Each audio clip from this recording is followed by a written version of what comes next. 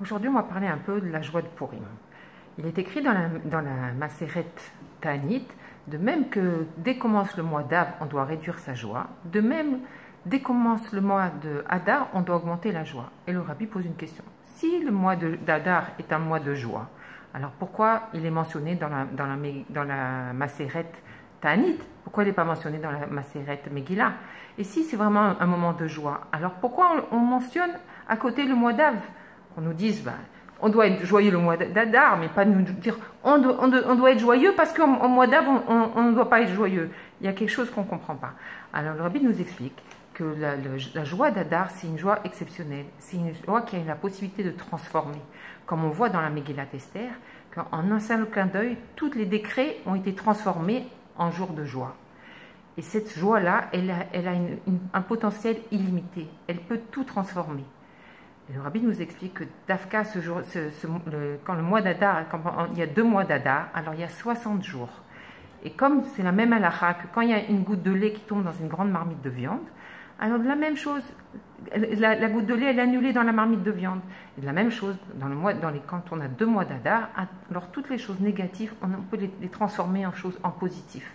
Le mois d'Adar, il a la possibilité de transformer toutes les choses, l'obscurité en joie, la peine en joie, la galoute en Géoula, la transformation. C'est pour ça qu'on nous parle du mois d'Av, que c'est notre peine la plus grande, c'est la destruction du Beth Amikdash. Et Dafka, par la joie du mois d'Adar, on peut transformer la peine de Av, c'est-à-dire la destruction du Beth Amikdash, en joie, en construction du Beth Amikdash.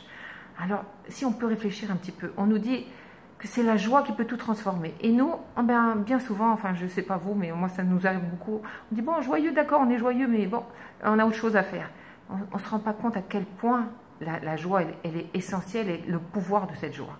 Si on peut réfléchir un petit peu, on voit que le mois de Elul et le mois de Tishri, alors on doit faire tchouva, on va prier, on va faire des teilim, on va essayer d'effacer nos fautes, on va essayer de mériter des brachot, et on arrive à Kippour comme ça, comme des malachim, et on se sépare du monde. Pour le jour de Kippour, on est comme des malachim, on est vraiment en haut, et pourtant on nous dit Kippour, c'est Kepurim. Ça n'a pas autant de valeur que Purim.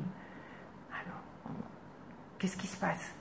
Alors, Dafka, la tfila, les pleurs, on arrive à Kepurim.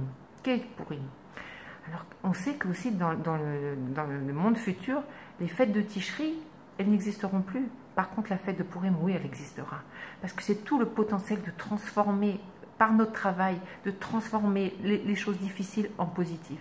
Et la seule chose qu'on nous demande à faire, c'est d'être joyeux, d'être bessimcha. Alors, qu'est-ce qu'on attend? Il faut essayer de mettre tous ces soucis de côté et être bessimcha.